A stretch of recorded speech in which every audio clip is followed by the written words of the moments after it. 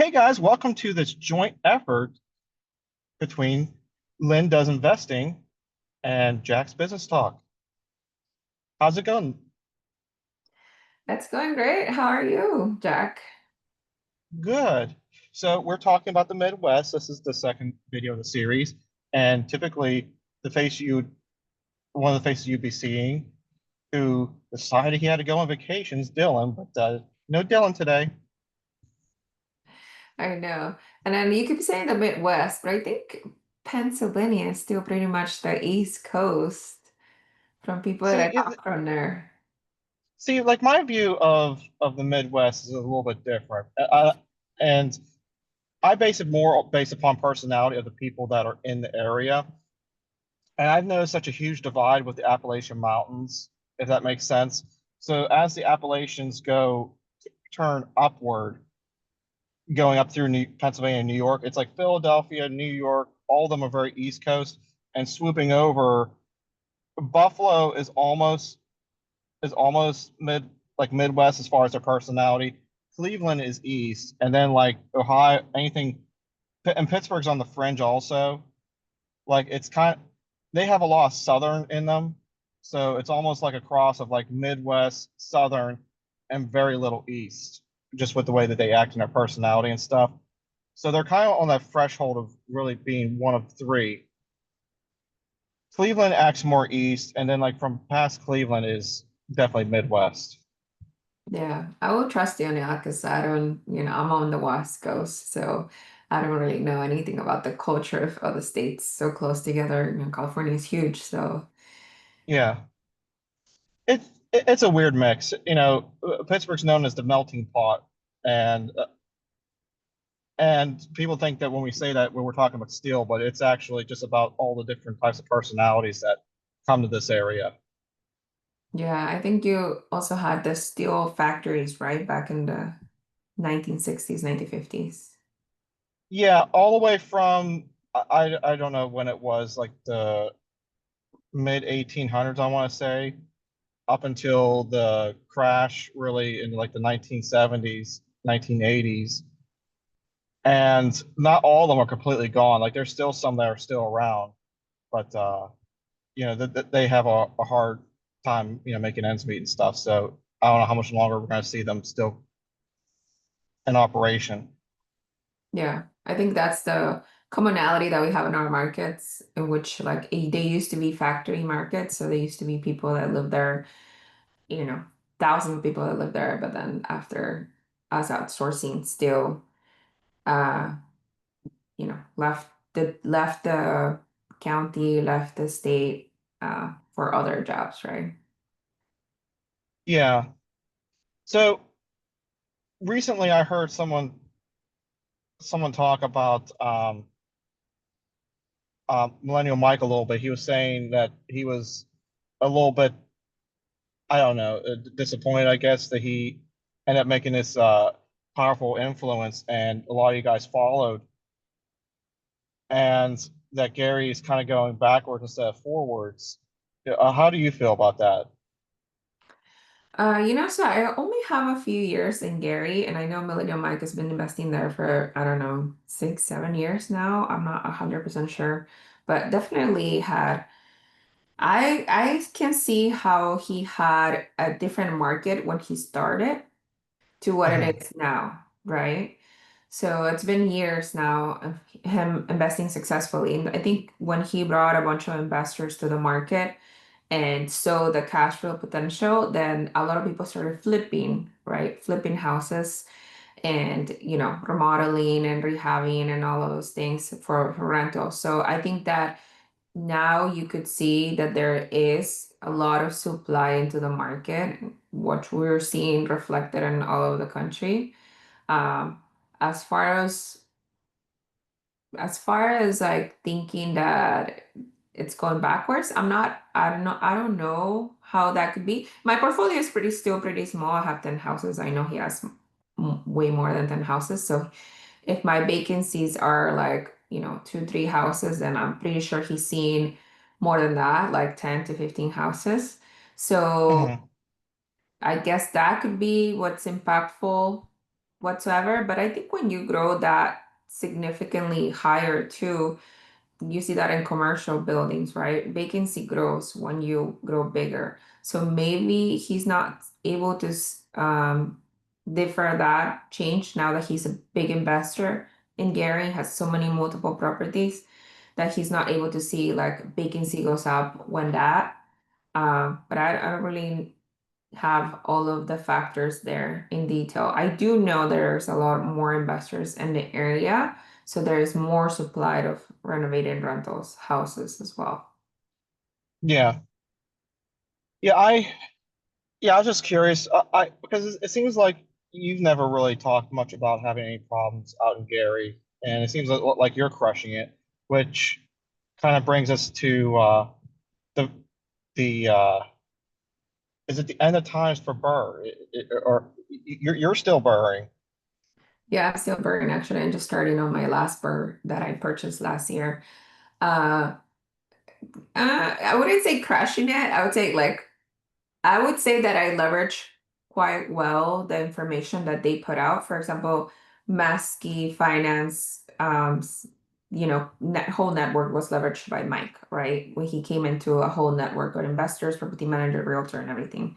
And so also the wisdom, because Mark, if you talk to him, he probably said he made a few mistakes. So Mike had that wisdom to not repeat them. And then so as well, he put he put the bar even higher for Mike. And I feel like Mike also put the bar even higher for me because not I'm only leveraging the mistakes that he made or how Mike structured their deals. Like I'm kind of marrying the best of the best as Mhm. well.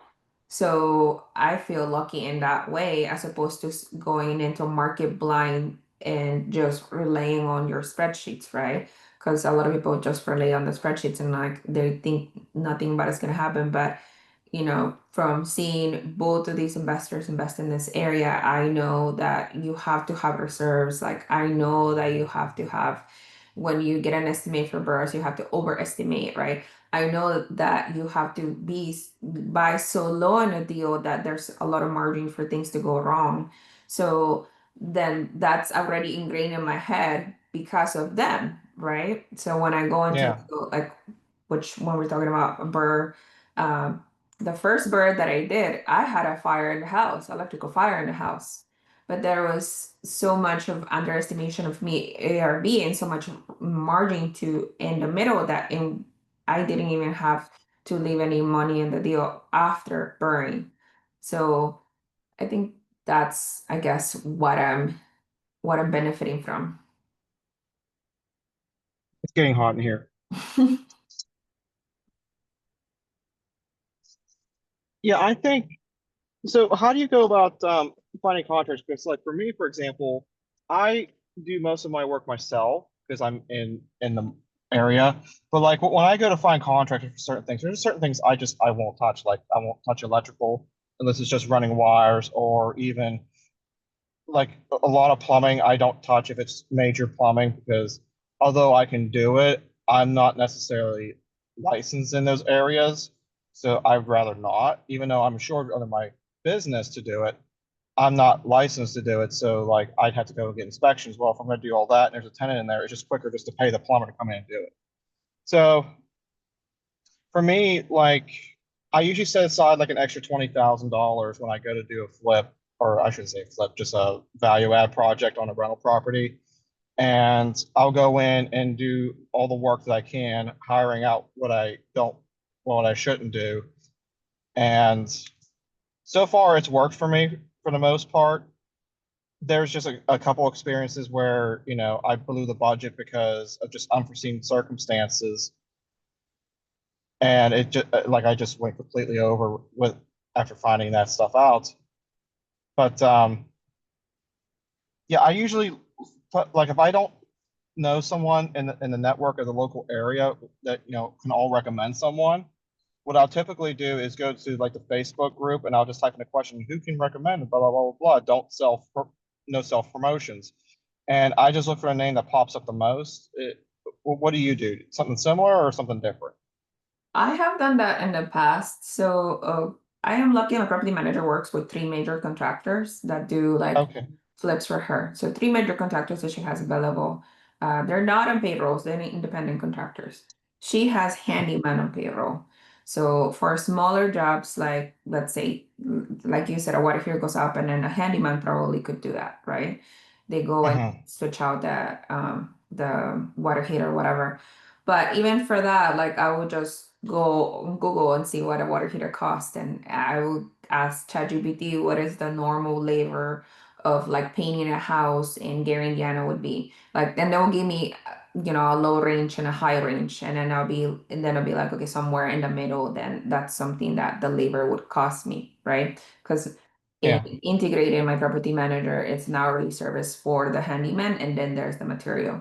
So if it takes, let's say, 2 hours, go pick up the water heater from Home Depot or whatever, come back, and then change the actual water heater, that's 2 hours, like that's $100 plus whatever the water heater was, right? So I have that transparently that we can see that.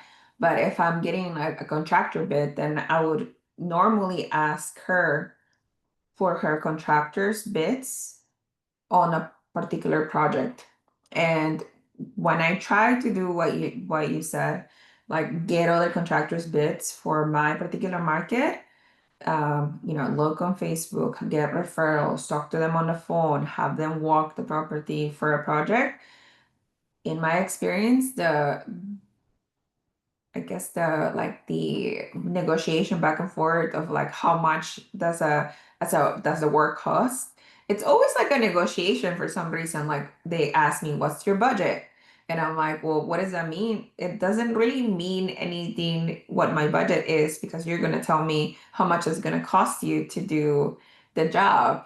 Like so, there's like a little bit of a trying to figure it out uh, per you, the buyer, if like you don't have a lot of construction experience, like you're always gonna have to look up what is the normal price for whatever. Like what does it cost to change a water heater? What does it cost to change a furnace? And then go from there, apply it to the area, and then negotiate with the contractor. Because in my experience, when I talk to contractor directly, it's always like, well, how much do you want to pay?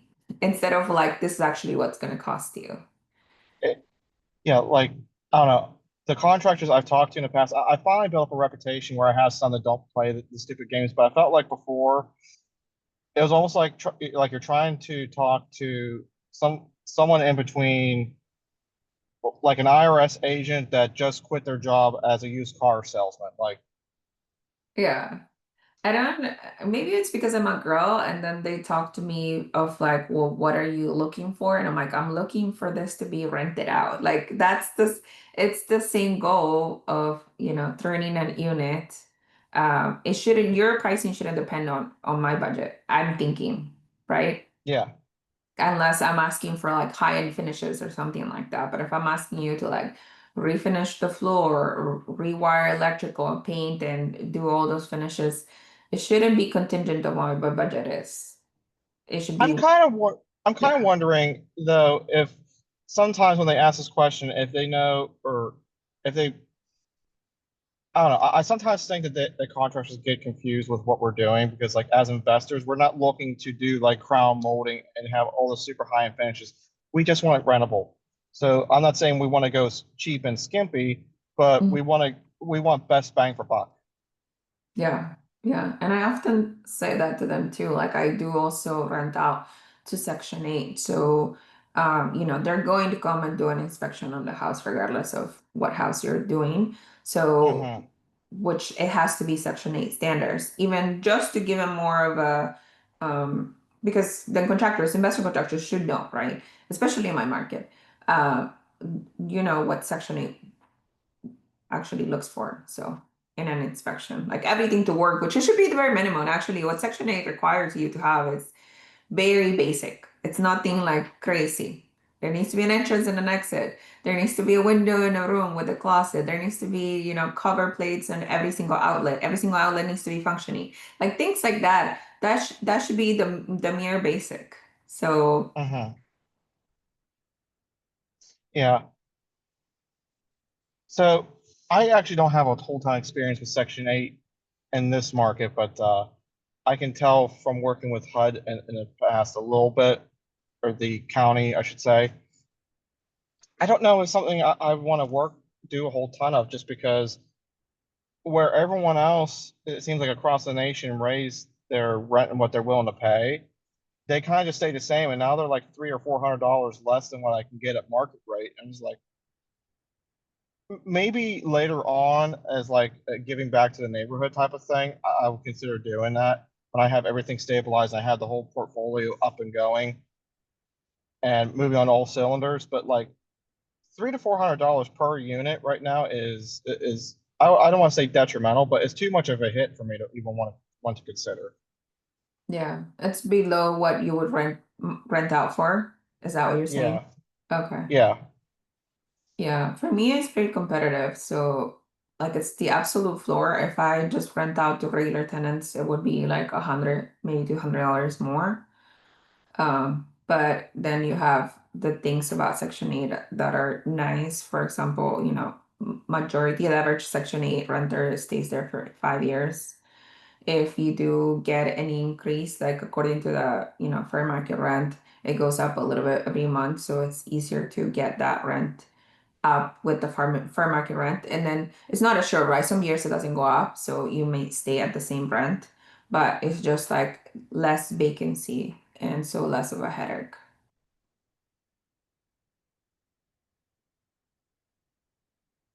I think I lost you. You're on camera, but I can't hear you. Uh-oh. Mm, I think maybe speak up. How about now? Yes, no. I don't know why, but my one earbud kept cutting in and out. Time to upgrade. But yeah, so I just threw in the other one real quick. But yeah. So how do home inspections work out in Gary? Because like I know that's the big thing that's changing here in the Pittsburgh market, is that they're bringing out, they they already started doing mandatory inspections once a year, the city. And what I mean, there's pros and cons to it. Like, I think a lot of people are against it, but I feel like I just don't want to see it turn into like a situation where they start nickel and diming you over every little thing just to try and, you know, be a revenue generator type of thing, which I could see, knowing Pittsburgh, how that could happen. But at least for the start, I think it's going to get a lot of these slumlords out of the market. The inspections, like, Yeah, oh, it's Pittsburgh. Who's gonna do the inspections? The city? the city. Oh. It's pretty basically what they do is yearly for on Section 8. So they come into the home and they just want the home to be safe. Like for example, if Mhm. your renter is a hoarder or something like that, where they have like no access to move between rooms, then they would, ask the renter in that case. That's why it's helpful for the investor too, because you get to have an additional set of eyes in your investment. Like I have a property manager, right? So she can go in there.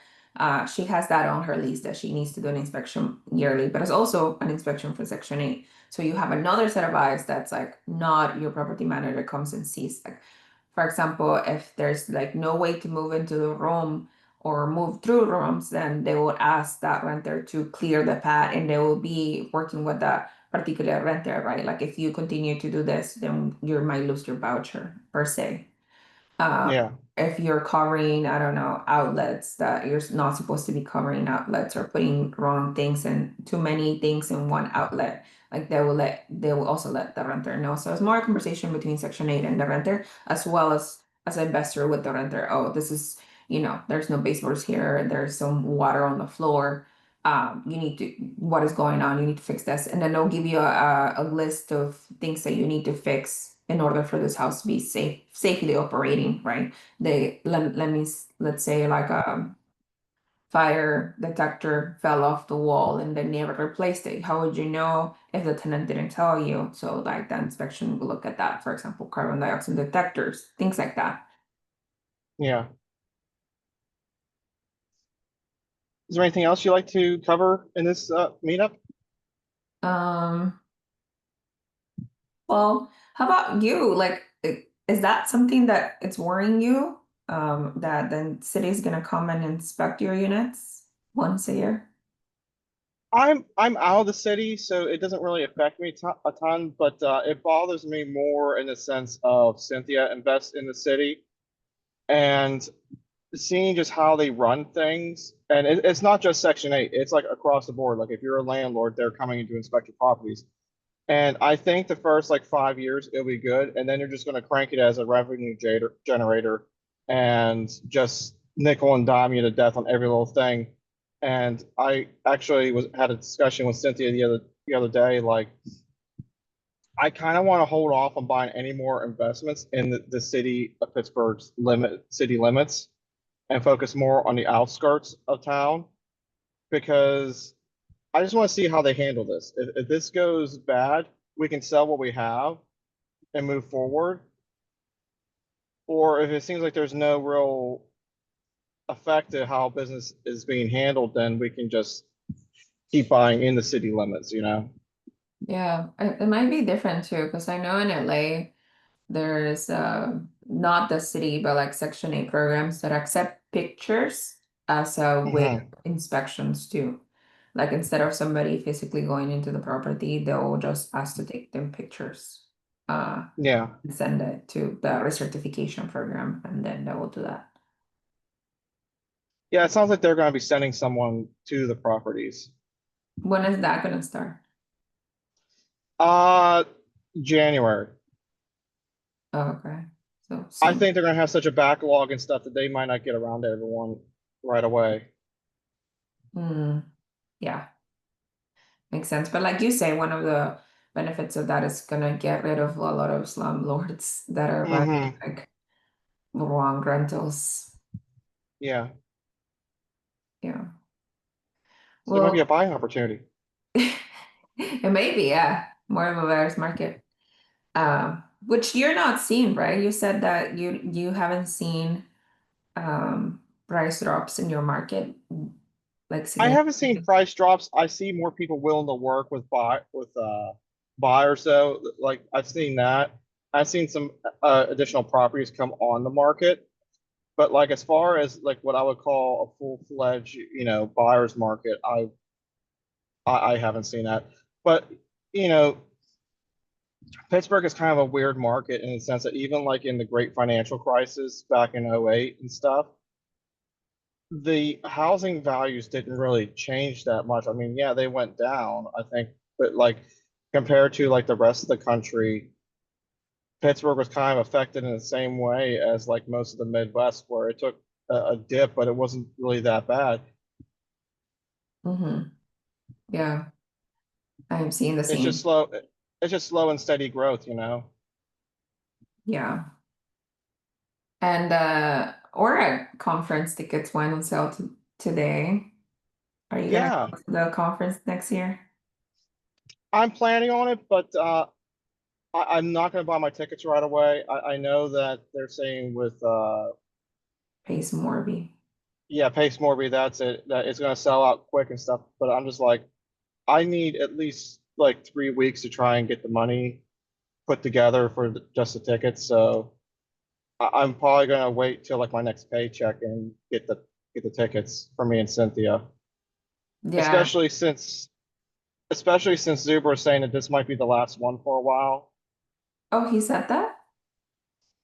Yeah, on the episode today with Matt, the mortgage guy, or maybe it was Ty. It might be Ty, but he was saying that he is not 100% sure, but he thinks this might be the last meetup for a while, and he thinks he wants to do the next meetup at 100,000. Hmm. That means we're gonna have to get him out there then. Yeah, I think we're gonna have to get out there and someone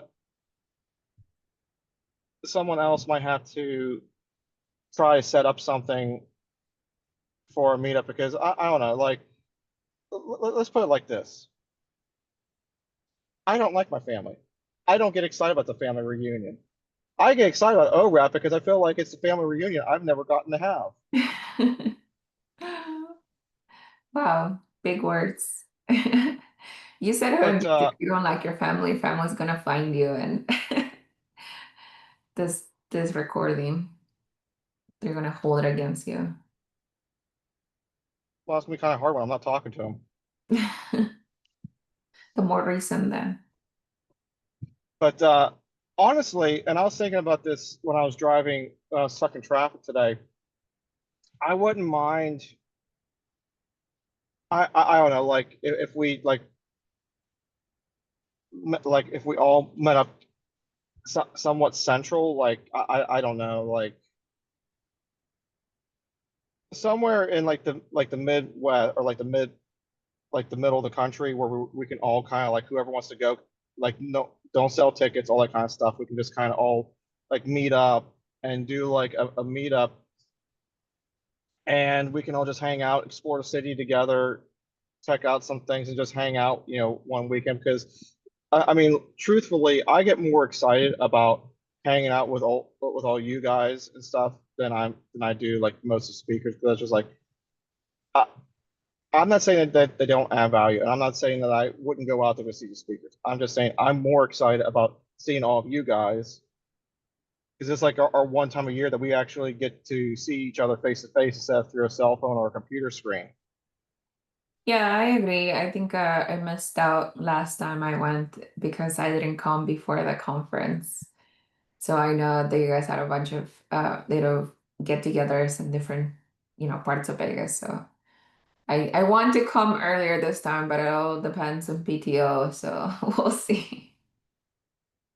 I think honestly, if and this is just my personal opinion, so you could take it or leave it for what it is, but I came in Wednesday, like late Wednesday afternoon, early Wednesday evening, something like that.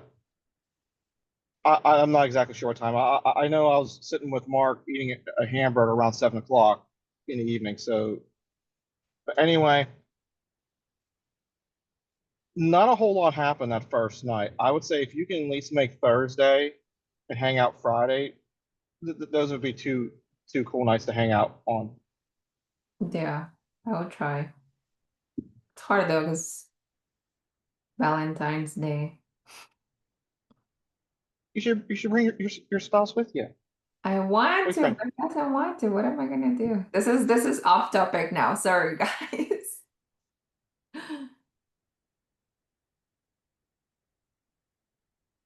Yeah, just bring him along. Just drag him along. I did last time, but I was gone the whole day in Yeah, the conference, so so we'll bring him to the see. conference. Yeah, I think we I'll keep him can at.